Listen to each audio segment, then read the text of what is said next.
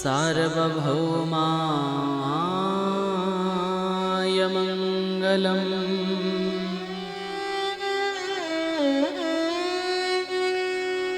वन्दे विदेहतनया पदपुण्डरीकम् कैसोरसौरभसमाहितयोगिचित्तम् हन्तुं त्रितापमनिशं मुनिहंससेव्यं सन्मानसालिपरिपीतपरागपुञ्जम्।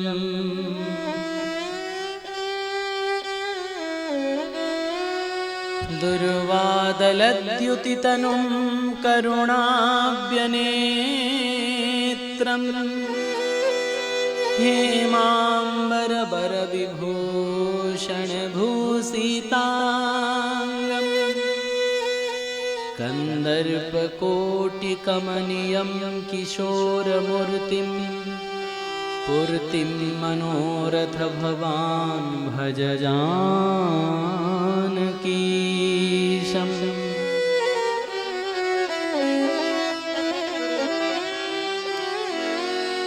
नवजलधर विद्योद्योतवर्णप्रसन्नो नयनबदनपद्मो चारुचन्द्रावतंसो अलकतिलकभालो केशवेशं प्रफुल्लो भज भजतु मनरे राधिका कृष्णचन्द्रो। नीलाचलनिवासाय नित्याय परमात्मने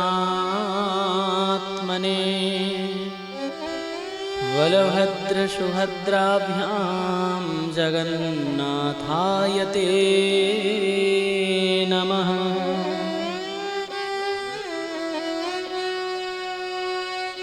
गंगातरंगरमणीयजटाकलापं गौरीनिरन्तरविभूषितवामभागम् नारायणप्रियमनङ्गमदापहारम् वाराणसीपुरपतिं भज विश्वनाथम्।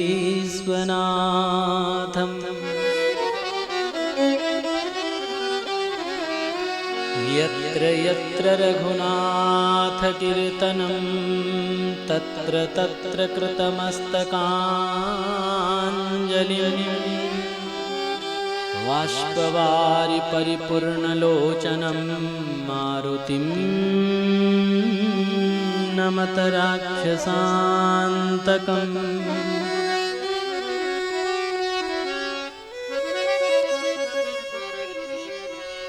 श्रीसीतानाथसमारम्भां श्रीरामानन्दार्यमध्यमाम् अस्मदाचार्यपर्यन्तं वन्दे श्रीगुरुपरम्पराम्।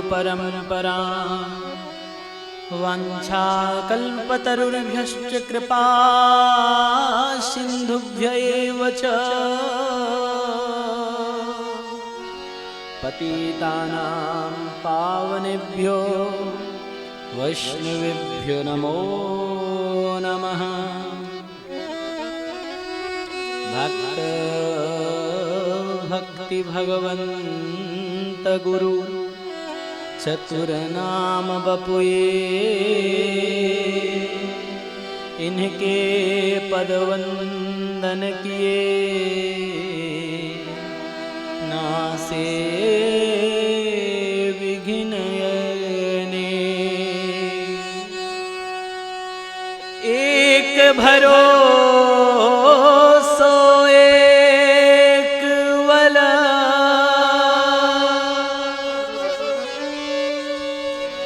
एक आस विश्वास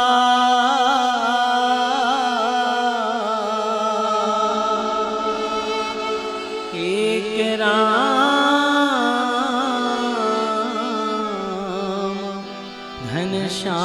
हित चातक तुलसीरा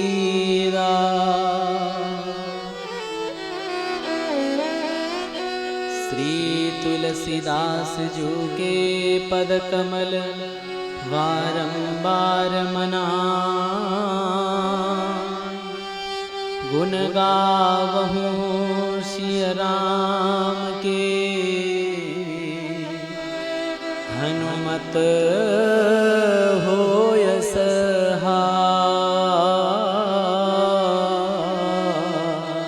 सहाय मेरे हनुमत होय सहाय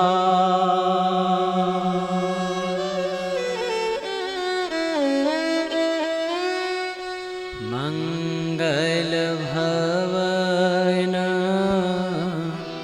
अमंगल हारी मंगल भवन अमंगल हारी मंगल भवन अमंगल हारी मंगल भवन अमंगल हारी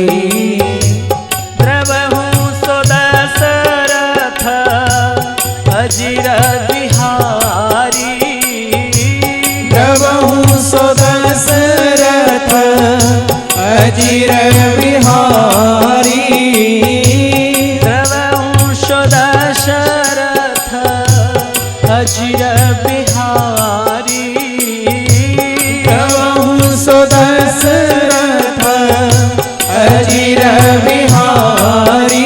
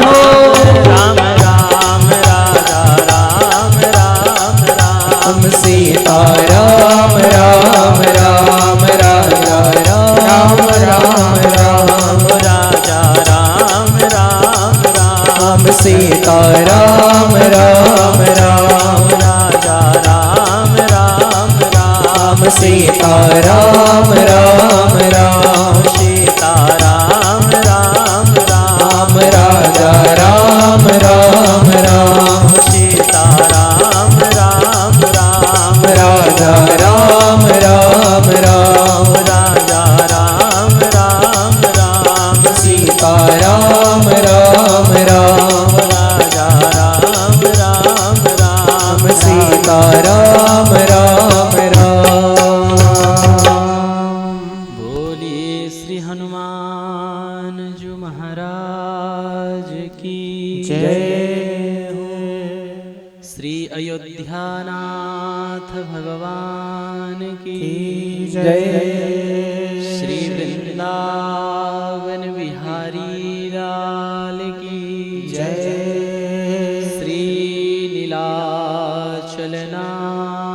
की जय सपरिकर सहित श्री रामचरितमानस महाग्रंथ की जय धर्माचार्य कली पावनावतार श्रीमद गोस्वामी तुलसीदास जी महाराज की जय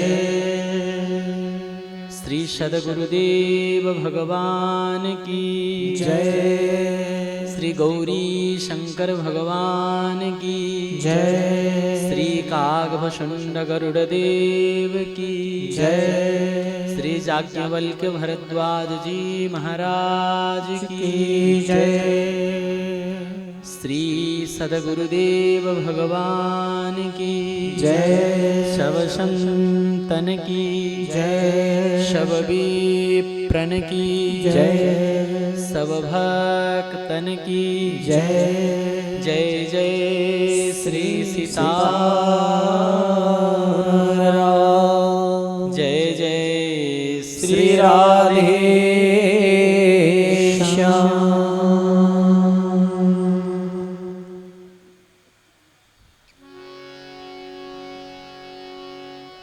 अनंत कोटि ब्रह्मांडाधिनायक पूर्ण ब्रह्म परमात्मा परमेश्वर आनंद कंद सच्चिदानंद चिन्मय स्वरूप भक्तवत्सल शरणागत वत्सल अनंत कल्याण गुणगण निलय भक्त वांछा कल्पतरु मेरे हृदय के हृदयेश्वर जीवन के आधार प्राण के सार सर्वस्व जुगल सरकार श्री किशोरी माधव जी की महती कृपा करुणा के फलस्वरूप मनुष्य जन्म की सर्वोच्च लाभ भगवत कथा सत्संग हम सबको सुलभ हो रहे हैं। हम सब बहुत सौभाग्यशाली हैं।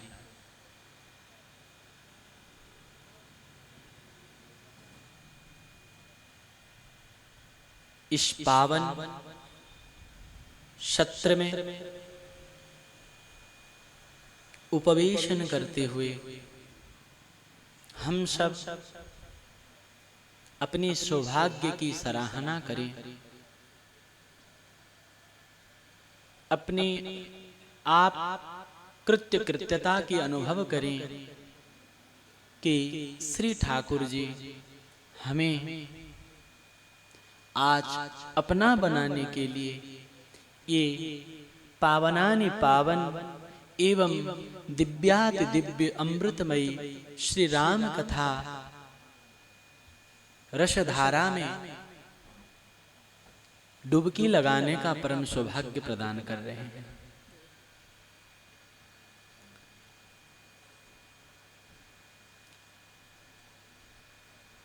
भागीरथी गंगा जी हिमालय में प्रकट हुई और कलकत्ता के समुद्र में सागर में लीन हो गई, लेकिन ये राम कथा रूपी गंगा कहां प्रकट हुई? भगवान व्यास वर्णन करते हैं,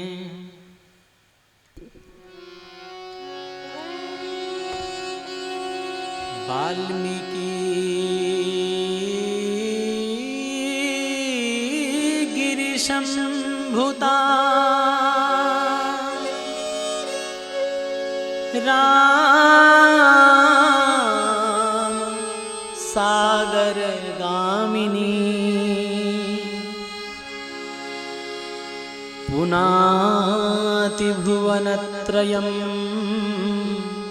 रामायण महानदी। ये राम कथा महानदी है। प्रकट कहां से हुई? बोले वाल्मीकि गिरि संभूता। आदि कवि श्री वाल्मीकि जी से रूपी हिमालय से प्रकट हुई।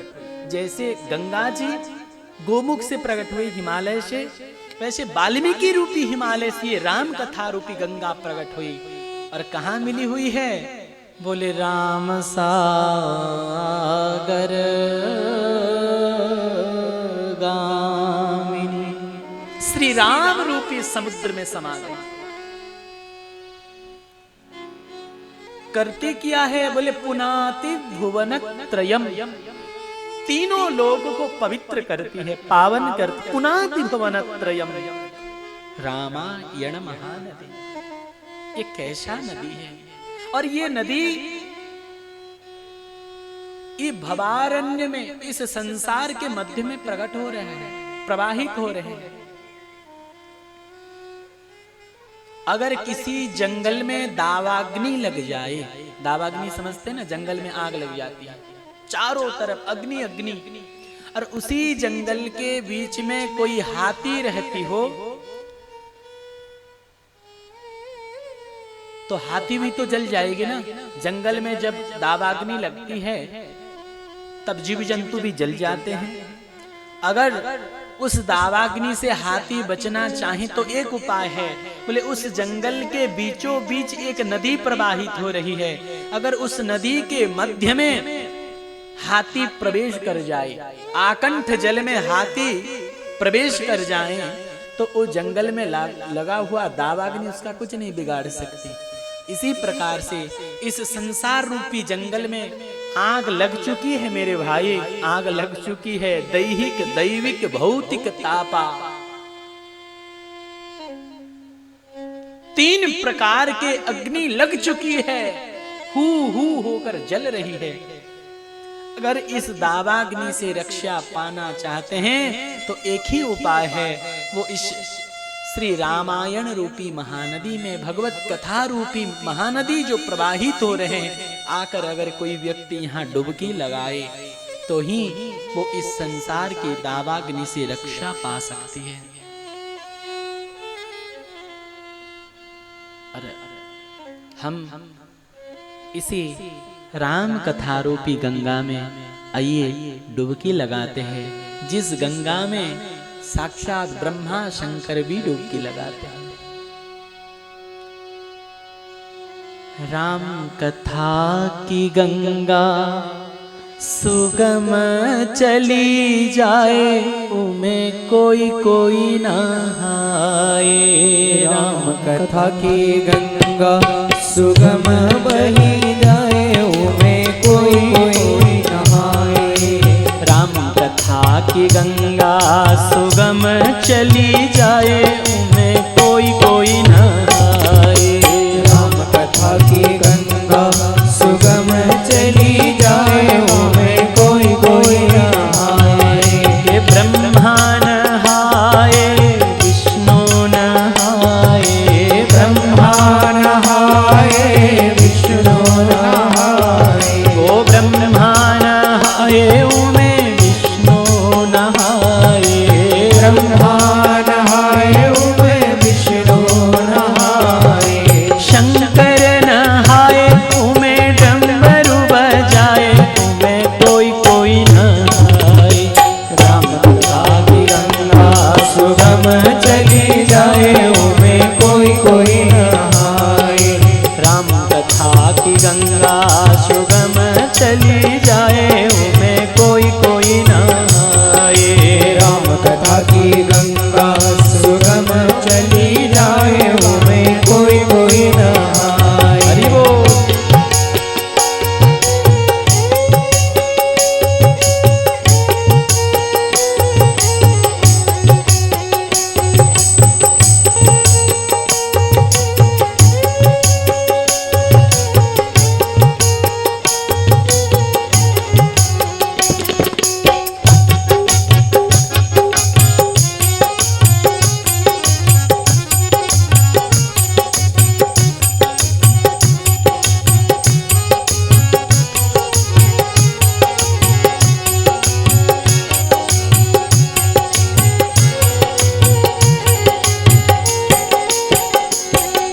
मीरा नहाए कबीरा नहाए, मीरा नहाए कबीरा नहाए, मीरा नहाए उमें कबीरा नहाए, मीरा नहाए कबीरा नहाए, तुलसी नहाए उमें रामायण गाए, उमें कोई कोई नहाए।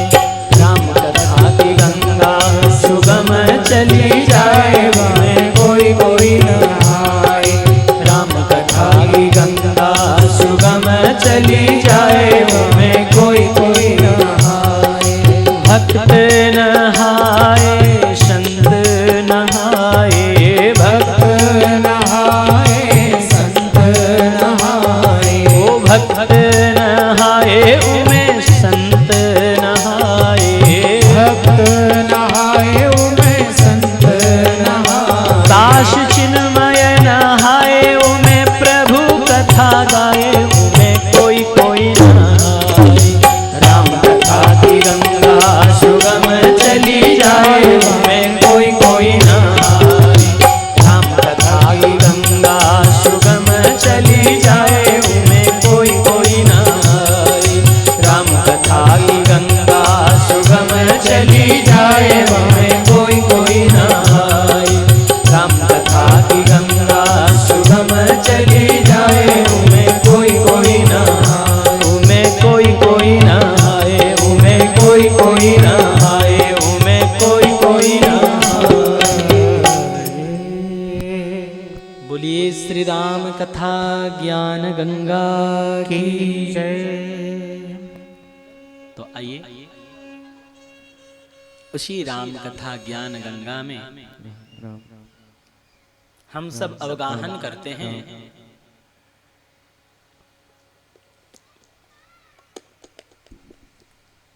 हम सब कल बड़े प्रेम से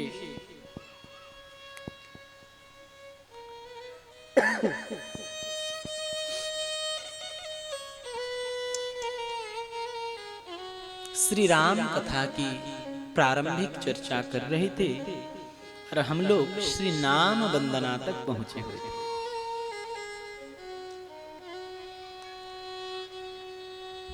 वंदना प्रकरण के बाद श्री मानस जी की प्राकट्य की कथा सुनाते हैं और राम कथा की महिमा वर्णन करके श्रीमद् गोस्वामी जी हम लोगों को सीधा तीर्थराज प्रयाग की ओर ले जाते हैं।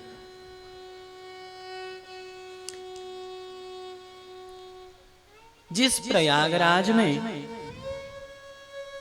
एक बड़े राम रसिक महापुरुष निवास करते हैं, जिनका नाम है श्री भरद्वाज जी। उनका परिचय बताते हुए कहते हैं, भरद्वाज मुनि बसही प्रयाग, अरति नहीं राम पद अति अनुराग। वाह वाह, क्या विशेषण है। तापस समदम दया निधाना,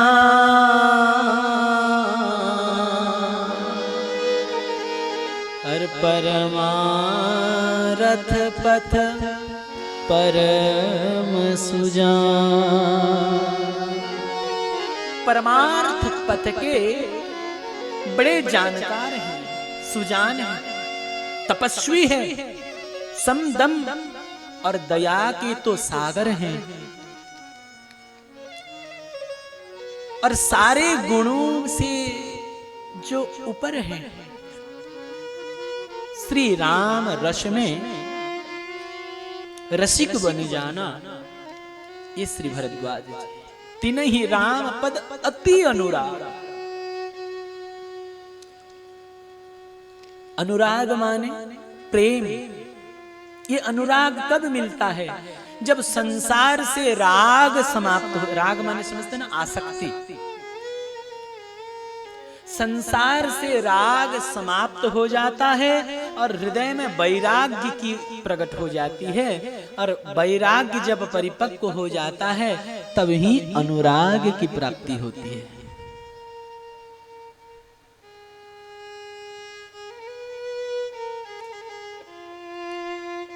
श्री राम चरण अनुरागी हैं भरद्वाज जी। आहा, जब जब माघ मकर गति रव जब होई, तो तीर्थराज प्रयाग में महाकुंभ पर्व लगता है। और कुंभ पर्व में समग्र भारत के संत भक्त, मनीषी, महात्मा आकर प्रयाग में उपस्थित होते हैं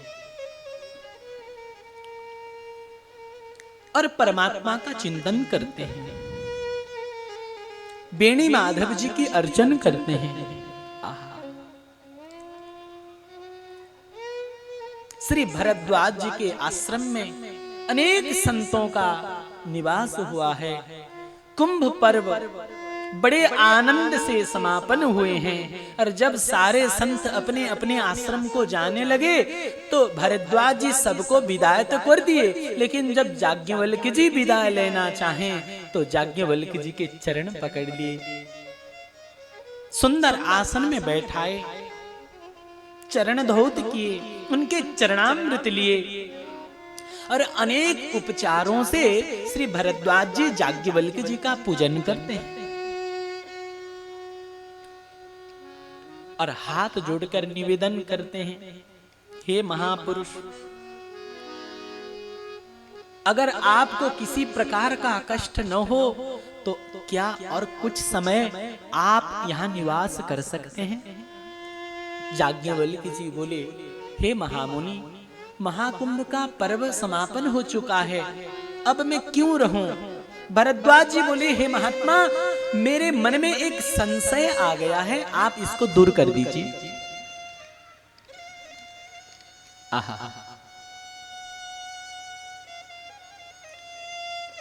याज्ञवल्क्य जी बोले, आपके मन में फिर संशय? कोई बात नहीं, बताइए क्या संशय है? भरद्वाज जी बोले, हे भगवान, कहने में शर्म आ रहा है, कहत सो मोही लागत भय लाजा। कहने में भय और लज्जा की अनुभव हो रही है, लेकिन अगर आपको न कहूं तो सब संशय मेरे मन में रह जाएगा, दूर नहीं हो पाएगा।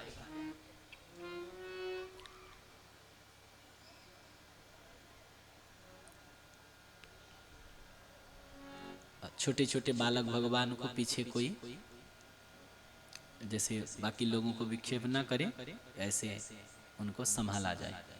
हाँ, राकेश भाई थोड़ा देख लीजिए। बोलिए श्री अयोध्यानाथ भगवान की जय हो। क्योंकि अगर भय अथवा लज्जा के संकोच से कोई अपने गुरुदेव को कुछ छिपाए तो उसका समस्या का समाधान हो नहीं सकता। अगर हम वैद्य को बीमारी छिपाए, अगर वैद्य को हम बीमारी छिपाए तो क्या हम स्वस्थ हो सकते हैं क्या? वैसे अगर हम अपने गुरुदेव को अपने मन की बात छिपाए ना तो हम स्वस्थ नहीं हो सकते। इसीलिए कभी भी अपने गुरुदेव से संकोच मत करना। संसार में सबसे सच्चे मित्र तो गुरुदेव ही हैं, इन्हें क्या छिपाना।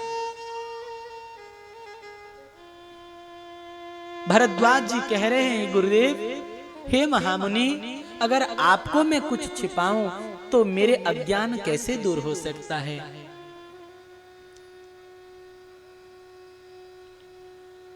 याज्ञवल्क्य जी मुस्कुराने लगे। आप निसंकोच कहिए महामुनि,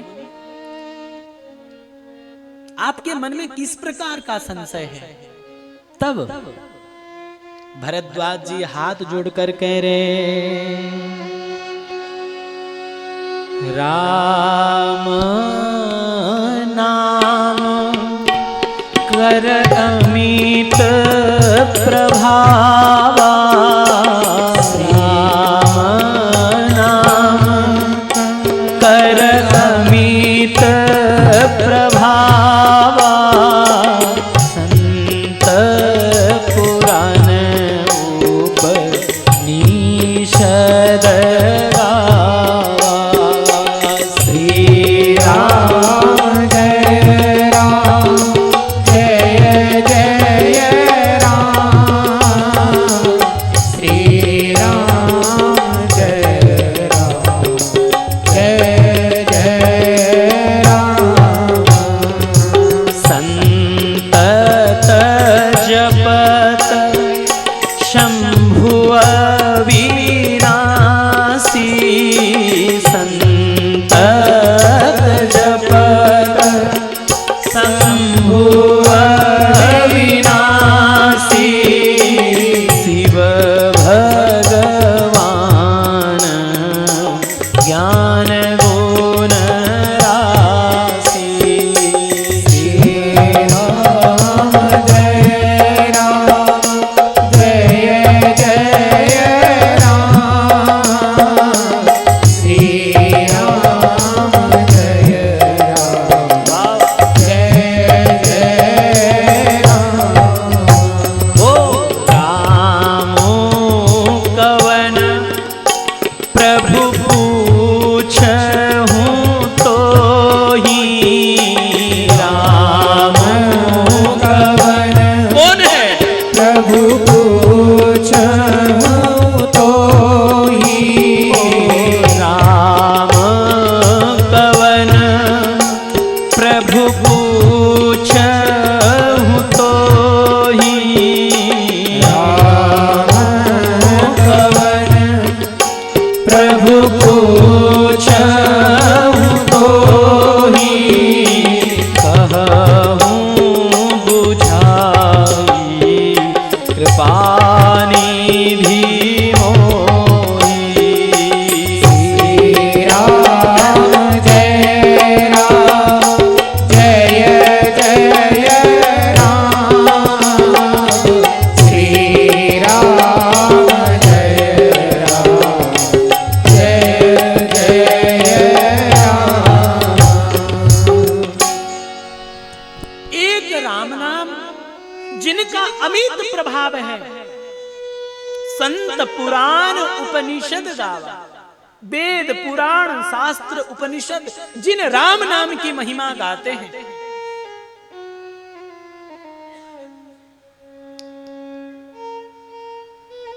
जिस राम नाम को भगवान शंकर काशी में अहरनिशि बैठकर भजन करते हैं, तुम पुनि राम राम दिन राती, और सादर जपहूं अनंग आराती।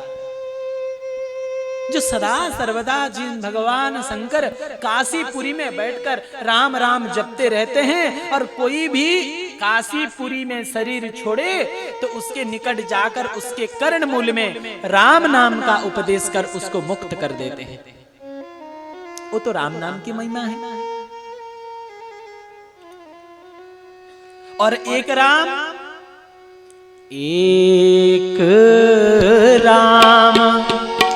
अवधेश कुमारा, एक राम अवधेश दशरथ के पुत्र हैं, कुमारा, तिन्हकर चरित विदित संसारा।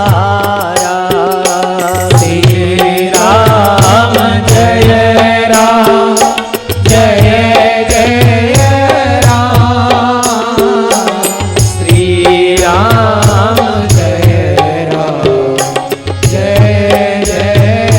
क्या चरित्र है?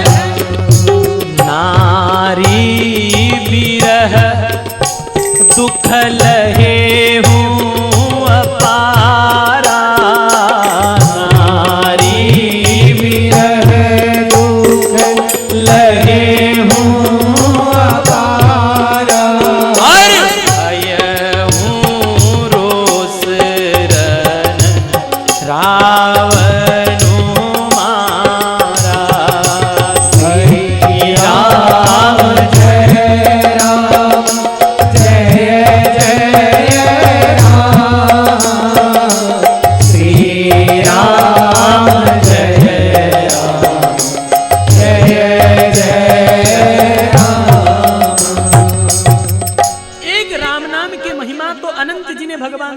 जपते हैं, और एक राम अवधेश महाराज दशरथ के पुत्र, जिनका चरित्र सब जानते हैं। क्या जानते हैं? कोई कहा, पता नहीं इतना पैसा खर्च करके इतने लोग यहाँ बैठकर क्या पता नहीं सुनते, क्या है इस रामायण में? वही तो है क्या? बोले एक राम एक रावन्ना, एक क्षत्रिय एक बामन्ना, विन्ने विनकी नारी हरी, और उनने उनकी बध करी, तुलसी लिख दई पुथन्ना। और यही तो रामायण है। तिनकर चरित विदित संसारा, सब जानते हैं ये चरित्र। बोले क्या जानते हैं चरित्र? बोले नारी बिरह दुख लयू पारा, वही अवधेश। श्री राधा माधव की जय हो।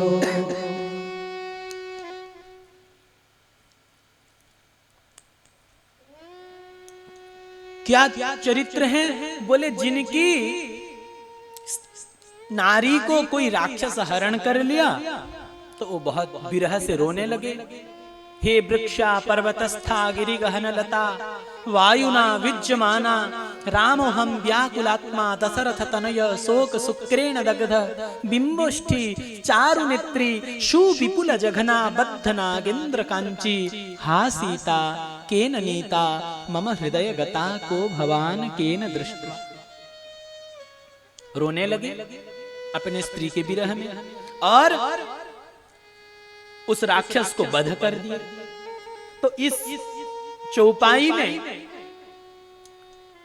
स्त्री के विरह में रोना ये कामी के लक्षण है, और क्रोध करके किसी को मार देना ये क्रोधी के लक्षण है। पहले वो दशरथ जी के जो पुत्र राम जी है, जिनमें काम और क्रोध का दर्शन हो रहा है। प्रभु सोई राम कि अपर कोई जाहि जपत त्रिपुरारी। दशरथ पुत्र राम और जिस राम नाम को भगवान शंकर जपते हैं, क्या वो अलग अलग हैं या एक हैं? हे सर्वज्ञ, हे सत्यधाम, हे महामुनि याज्ञवल्क्य जी, आप हमें कृपा कर इसकी समाधान कराइए। याज्ञवल्क्य जी मुस्कुराने लगे। पहले हम लोग इस प्रश्न में चिंतन करें।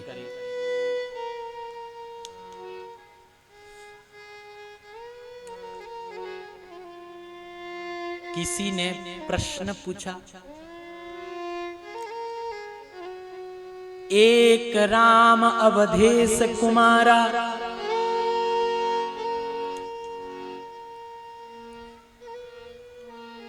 एक राम है सबसे न्यारा, एक राम दशरथ के बेटा, एक राम घट घट में बैठा, एक राम का सकल पसारा, इनमें कौन है राम तुम्हारा? अरे राम राम भजन करते हो, कौन है तुम्हारा राम? एक राम तो दशरथ जी के बेटा है, और कहते एक राम समस्त घट में बैठा है, सबके हृदय में बैठा है, कौन है तुम्हारा राम? तो उस व्यक्ति को कहा गया कि आपका प्रश्न का उत्तर हम बाद में देंगे, पहले हमारे प्रश्न का उत्तर दो। बोले पूछिए। तो उनको पूछा गया, एक बाप तेरो फूफा जी के सारो, अरे एक बाप तेरे दादी जी के बारो, एक बाप तेरे नाना को जमाई, अरे एक बाप तेरे चाचा जी को भाई। अब बता दो कौन है तुम्हारा बाप? तुम्हारा चाचा जी के भाई तुम्हारा बाप है कि तुम्हारा नाना के जमाई तुम्हारा बाप है? कौन है?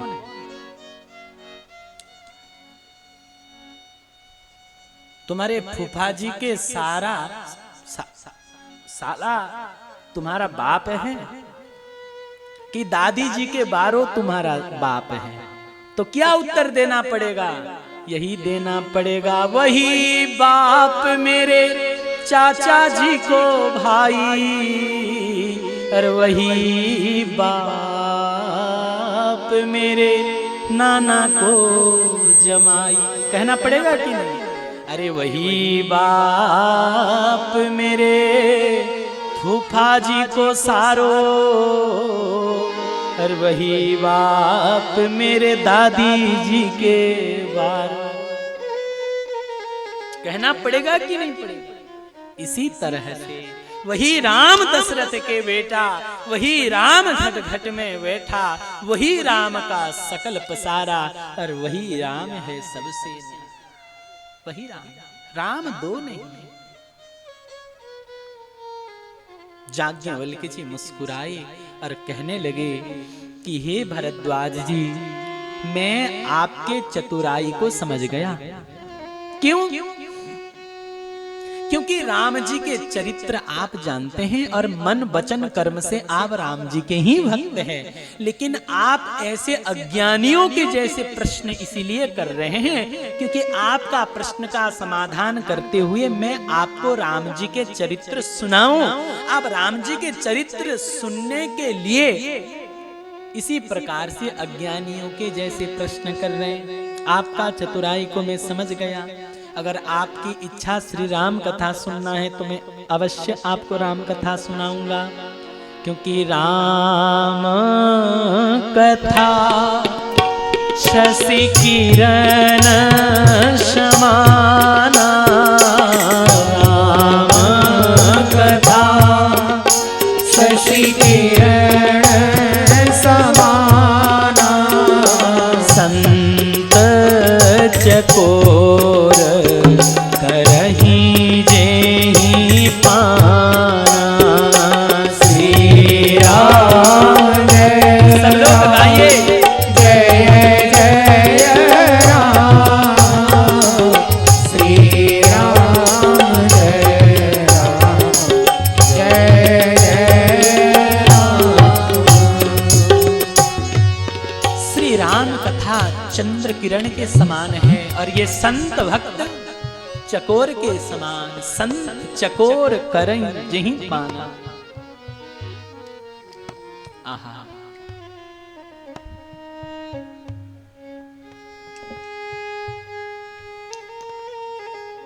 श्री याज्ञवल्क्य जी कहते हैं कि हे भरद्वाज, एक बार ऐसे संशय भवानी सती ने की थी।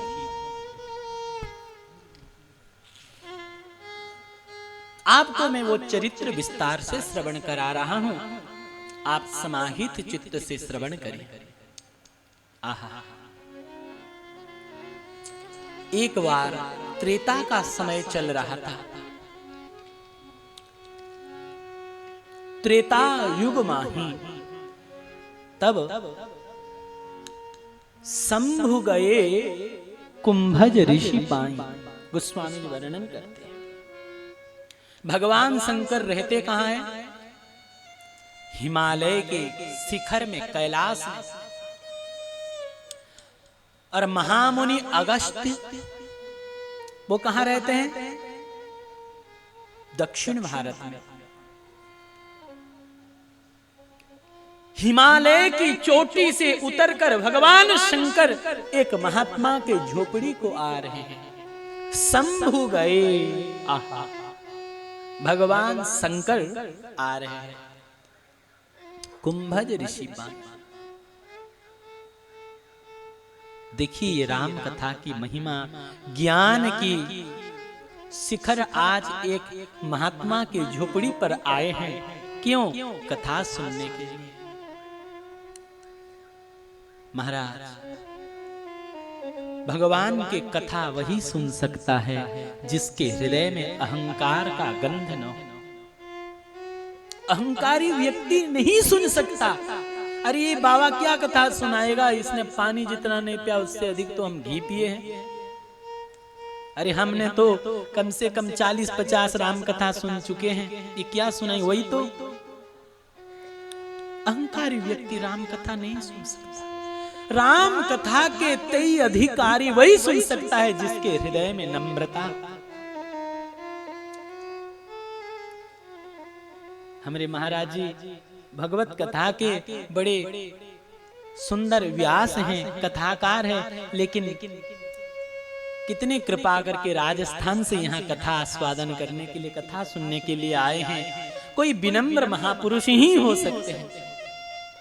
इस सभा में ऐसे महापुरुष हैं जिनके चरणों में बैठकर विद्यार्थी की हैसियत से हम पढ़ने के योग्य नहीं हैं, लेकिन ऐसे ज्ञानी विद्वान महापुरुष भी यहाँ आकर नीचे बैठकर राम कथा श्रवण करते हैं। ये तो संतों के लक्षण हैं।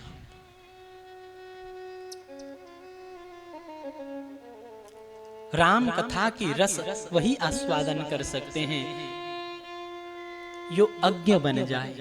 मानो आज पहली बार राम कथा सुन रहे हैं, हृदय में इसी भाव लेकर कोई बैठे तो राम कथा की रस मिल सकता है। देखिए भगवान शंकर आए और गोस्वामी जी कोई विशेषण नहीं लगा रहे। शंभु गए कुंभज ऋषि पाही, अगस्त ऋषि जी के पास शंकर भगवान आए, लेकिन अकेले नहीं, कौन साथ में है?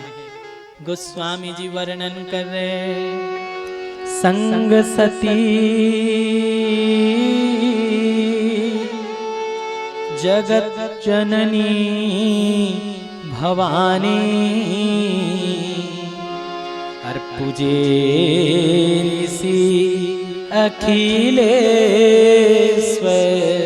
जानी।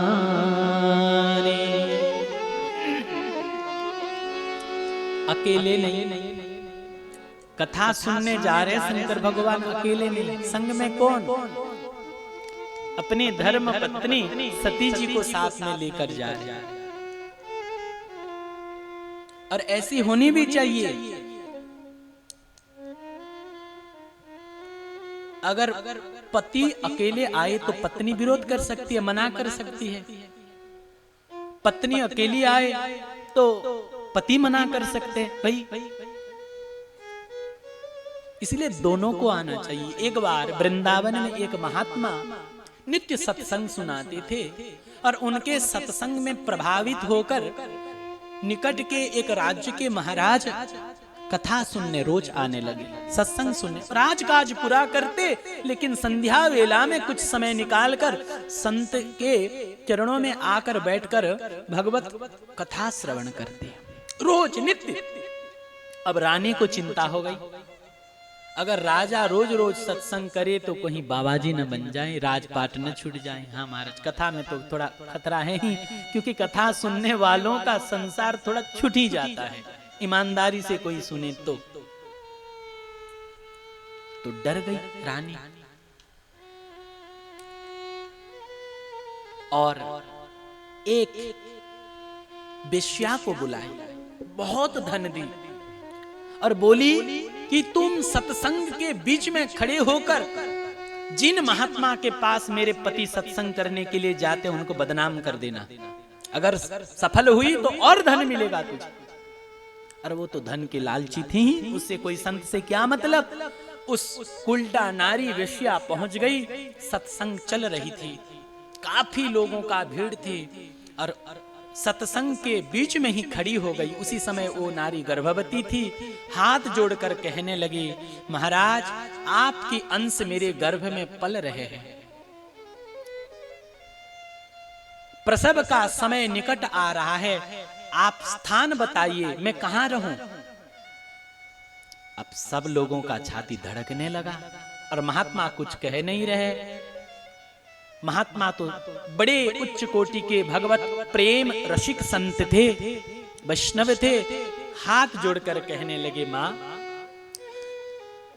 संसार के सभी माताओं की प्रसव की व्यवस्था जिन परमात्मा करते हैं वो भी आपकी प्रसव की व्यवस्था कर देंगे। तो लोगों को और संशय हो गया, अरे महात्मा विरोध भी नहीं करे, मना भी नहीं कर रहे कुछ। महाराज जो कच्चे लोग थे वो सब तो उठकर जाने लगे, अरे सब यही है, सब इसी प्रकार के हैं, उल्टा सीधा कहकर जाने लगे। महात्मा को कोई फर्क नहीं, ना संत किसी की उपेक्षा करते हैं ना किसी की प्रतीक्षा करते हैं। संत तो सदा संसार से उदासीन रहते हैं। लेकिन जो महात्मा के निकट रहने वाले उनके निजी सेवक जन थे, उनमें जिनका पूर्ण श्रद्धा था, उन लोगों को विश्वास नहीं हुआ। फिर महात्मा सत्संग शुरू किए। समय पर सत्संग पूर्ण हुआ, तब वो वेश्या जाने लगी, तो राजा को भी विश्वास नहीं हुआ। राजा अपने गुरुदेव के विषय में जानते थे। जैसे ही जंगल के मार्ग में जाने लगी तो राजा पीछे पीछे गए और तलवार निकाले और एक उल्टा व्यभिचारिणी। तो सभा के मध्य में मेरे गुरुदेव को झूठा आरोप लगाई, सच बता किसके प्रलोभन से तूने ये कार्य किया, नहीं तो अभी तेरे धड़ से गर्दन को अलग कर दूंगा। तो महाराज बेचारी डर गई और सच्ची सच्ची बता दी कि महाराज आपकी पत्नी नहीं, महारानी नहीं मुझे धन दी ये सब करने के लिए। बोले तो अभी चल। सत्संगी सब कहीं नहीं गए, उस निकट गए होंगे। राजा ने तुरंत सेवकों से सब भक्तों को बुलाया और सत्संग के बीच में उसको उपस्थित कराया। बोले सच्ची बात बता। तो बेसिया सच्ची बात बता दी। सब लोग बड़े पछतावा की, अरे अरे ऐसा अन्याय महात्माओं के ऊपर नहीं होना चाहिए, रानी ने बहुत गलत की, बहुत गलत की। अब राजा तलवार उठाकर कहने लगे, अब इस तलवार म्यान में तब प्रवेश करेगी जब इस तलवार से मैं अपने पत्नी का गर्दन अलग कर दूंगा उसके शरीर से। ऐसे संत विरोधी पत्नी का वध करने के बाद ही मैं परम शांति का अनुभव करूंगा। तो उस महात्मा बहुत फटकार लगाए राजा को, अरे राजा धिक्कार है तुम्हें तुम्हारा सत्संग को। सच कहते हैं, सच कहते हैं, बहुत रजोगुणी और बहुत तमोगुणी व्यक्ति के ऊपर सत्संग का प्रभाव नहीं पड़ता। राजा तू बड़े रजगुणी है, तेरे ऊपर मेरे सत्संग का कोई प्रभाव नहीं पड़ा। अब राजा बेचारा डर गया। बोले महाराज जी गलती और अपराध तो मेरा पत्नी ने की, आप मुझे फटकार लगा रहे। बोले हाँ तेरे पत्नी की कोई गलती नहीं, सारे गलती तेरे हैं। राजा बोला महाराज मेरा क्या गलती? बोले अरे तू नित्य सत्संग में आता है लेकिन कभी अपनी पत्नी को नहीं लाता। वो बिचारी घर में बैठे बैठे क्या जाने सत्संग की महिमा, सत्संग की सुख। अगर वो नहीं आएगी तो विरोध तो करेगी ही ना। अगर तुम अपने साथ अपनी पत्नी रानी को भी लेकर आते तो आज रानी इस प्रकार के अपराध न करता। इसीलिए सब गलती तुम्हारी। म्यान में तलवार रखो और जाओ रानी को लेकर नित्य सत्संग में कल से आना। संत की स्वभाव सुनकर रानी भी द्रवीभूत हो गई। रानी भी नित्य सत्संग में आने लगी और परम भगवत की भक्त बन गई। मेरे कहने का भाव यह है कि हम स्वयं भक्ति करें और स्वयं के साथ साथ अपने परिवार वालों को भी भक्ति में लगाएं, तो फिर आपको भक्ति करने में सहज हो जाएगी, सरल हो जाएगी। आपकी भक्ति में और बाधा पड़ने वाला कोई तत्व रहेंगे नहीं। इसीलिए परिवार के साथ पहुंचना चाहिए। भगवान शंकर आ रहे और संग में कौन है? संग सती जगत जननी भवानी पूजे ऋषि अखिलेश्वर जाने। महात्मा अगस्त्य जैसे ही देखे सती जी को और शंकर भगवान को, तुरंत उनको सुंदर आसन में बैठाए चरण धोत के और पूजन किए। ध्यान देना, कोई हमें पूजन कर रहा है, कोई हमें प्रणाम कर रहा है, तो अपना बड़ाई मत देखना कि मैं कितना श्रेष्ठ हूं। देखो कि मुझे पुष्प की माला पहना रहे, मुझे प्रणाम कर रहे, मुझे मुंडिया मार रहे। अपनी विशेषता मत देखना। अगर हम अपनी विशेषता देखें तो हमारे हृदय में अहंकार होने की संभावना है। तो क्या देखें? बोले जो प्रणाम कर रहा है उसकी विनम्रता को देखें, उसकी नम्रता को देखें कि बेचारा कितना विनम्र है। शंकर भगवान अगस्त्य ऋषि जी के विनम्रता को देखें, लेकिन सती जी के मन में आया भाई ये कैसे वक्ता है। श्रोता वक्ता की पूजन करते हैं, लेकिन वक्ता ही श्रोता की पूजन करें तो बोले ये कैसे वक्ता है जो अपने श्रोता की पूजन कर रहे हैं। सती जी के मन में श्रद्धा नहीं है और अहंकार रहने के कारण गोस्वामी जी वर्णन कर रहे हैं।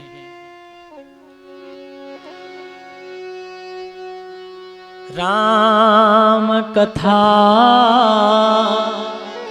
मुनिवर्ज बखानी, सुनी महेश परम सुख मानी। अगस्त्य ऋषि राम कथा सुना रहे हैं। राम कथा के परम रसिया भगवान शंकर राम कथा सुन रहे। सुनी महेश परम सुख मानी।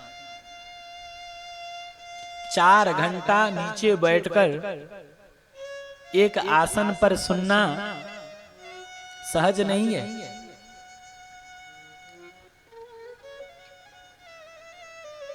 कथा पूरा होने के बाद 8:30 बज जाता है, 9 भी बज जाता है और ठंडी में घर जाना। लेकिन फिर भी क्या राम कथा सुनकर राम कथा के श्रोता दुखी होते? बोले नहीं, परम सुख मानी, परम सुखी हो जाते हैं, आनंद की अनुभूति करते हैं, उठते ही पैर, लेकिन फिर भी सुख की अनुभूति होती है। आज भी वो श्रोता निर्वाह करते इस परंपरा को। सुनी महेश परम सुख मानी, लेकिन ये नहीं कहे कि सती जी ने सुनी। शंकर भगवान सुने, सती जी क्यों नहीं सुनी? बैठ